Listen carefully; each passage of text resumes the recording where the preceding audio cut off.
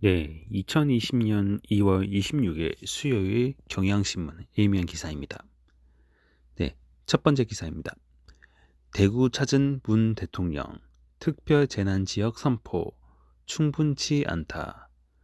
문재인 대통령은 25일 코로나19 최대 피해 지역인 대구를 방문해 이번 주 안으로 확진자 증가세가 뚜렷한 변곡점을 만들어내야 할 것이라고 밝혔다.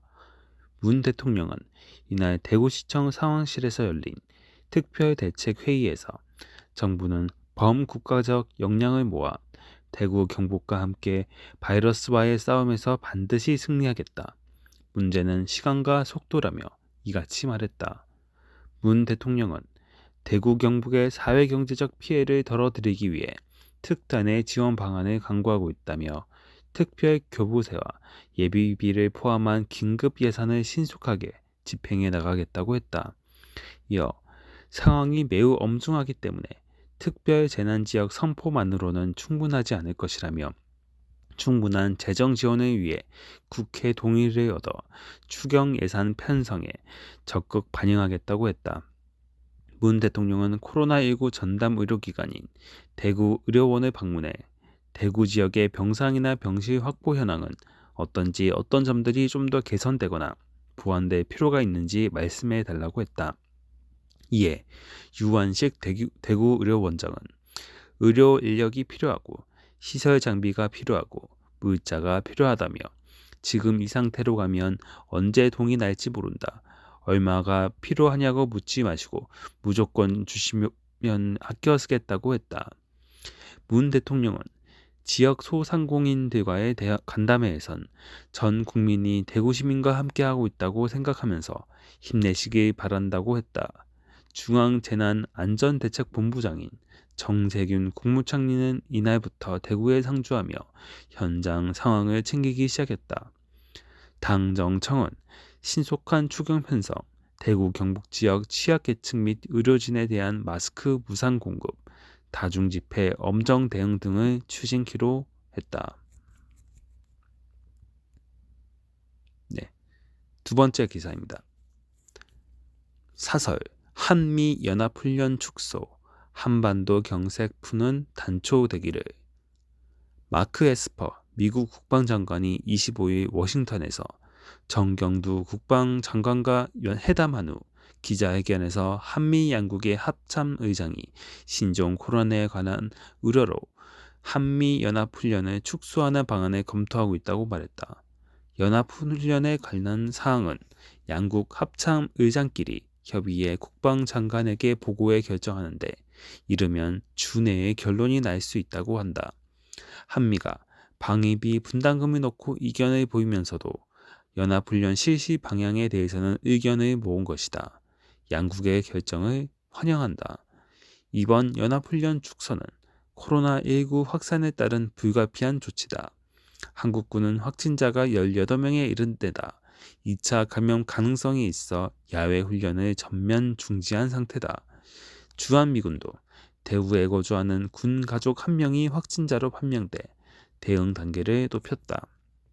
또 3월 연합훈련은 컴퓨터 시뮬레이션으로 진행하는 지휘소 연습이지만 미 본토나 주일 미군 기지의 일부 지상 장비와 항공기도 훈련에 참가하였다. 한국군이나 주한미군 모두 정상적으로 훈련할 수 있는 형편이 아닌데 원래 규모대로 훈련을 고집할 이유가 없다. 그동안 양국은 훈련을 축소, 연기, 취소하는 방안을 모두 검토해왔다. 미국은 이번 훈련을 축소하더라도 꼭 실시하는 쪽에 무게를 두고 있다. 이미 들여온 장비가 있는 데다 계획된 훈련을 연기하는 것은 곤란하다는 입장이다. 하지만 이런 때에 한미 양국군 장교들이 밀폐된 지하 벙커에 모여 훈련하는 것은 위험하다. 북한도 지금 코로나19에 대응하느라 골머리를 앓고 있다. 국제사회에 예방약품을 지원해달라는 호소하고 있다. 한미가 일단 연합훈련을 하면 북한도 대응훈련을 하지 않을 수 없다. 한미가 굳이 훈련을 실시해 북한을 자극할 필요가 있는지 생각해 봐야 한다. 훈련을 연기해 경색된 북미, 남북 관계 개선을 개선의 돌파구를 마련하는 방안도 생각해 볼 필요가 있다.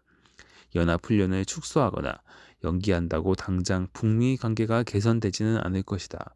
하지만 이런 조치가 한반도 상황의 안정적 관리와 대화 모멘텀 유지에 도움이 되는 것만은 충분하다.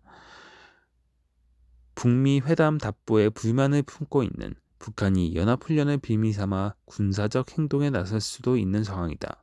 남측으로서도 개별 관광을 추진하려면 북한과의 관계를 개선해야 한다.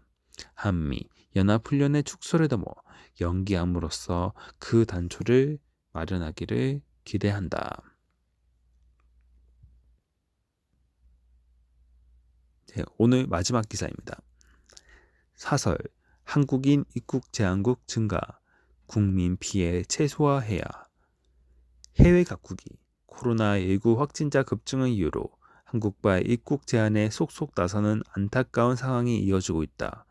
홍콩은 25일부터 한국발 모든 외국인의 입국을 금지했고, 대만은 14일간 자가 격리 토록했다.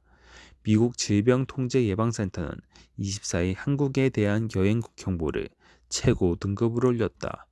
최근 14일 이내 한국 방문 이력이 있는 외국인의 입국을 금지하는 나라는 현재 9개국이다. 한국 방문자를 자가, 시설 격리하거나 건강 상태를 관찰토록 한 나라는 17개국에 달한다고 한다. 각국 정부의 한국인 입국 제한 조치는 자국민 보호 차원이라는 점에서 유감스럽지만 이해하지 못할 건 아니다. 하지만 그 실행 방식이 지나쳐 한국인들의 피해가 커지고 있는 점은 묵과하기 어렵다. 모리셔스는 지난 23일 도착한 신혼부부 18쌍 중 몇 명이 감기 증세가 있다는 이유로 전원 입국을 거부했다. 앞서 이스라엘은 텔아비브 공항에 도착한 한국인 130여 명을 타고 간 비행기에 태워 되돌려 보내기도 했다. 이스라엘은 급변하는 상황에 따른 불가피한 조치라고 했지만 입국 금지를 사전에 통보받지 못하고 비행기에 오른 한국인들은 청천벽력의 심정이었을 것이다. 정부가 전날 위기경보를 최고 단계인 심각으로 강화한 만큼 한국인 입국 제한에 나설 나라들이 늘어날 가능성이 높고 이 과정에서 예기치 못한 피해가 발생할 수 있다. 외교당국은 각국과 긴밀히 소통하는 한편 필요할 때는 엄중하게 대응함으로써 과잉 대응을 방지하는 데 최선을 다해야 한다. 국제사회의 한국의 상황과 방역 대응을 정확히 알리는 것이 과잉 대응에 대처하는 전공법임을 명심해야 할 것이다.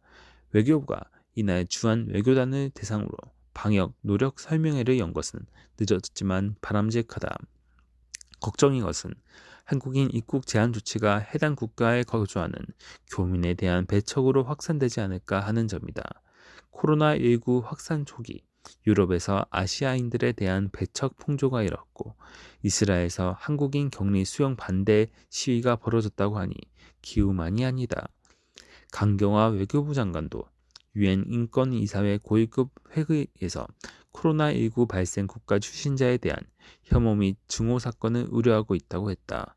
정부는 각국의 외교 공간을 통해 현지 교민 및 체류자들의 안전도 능동적으로 챙겨야 한다.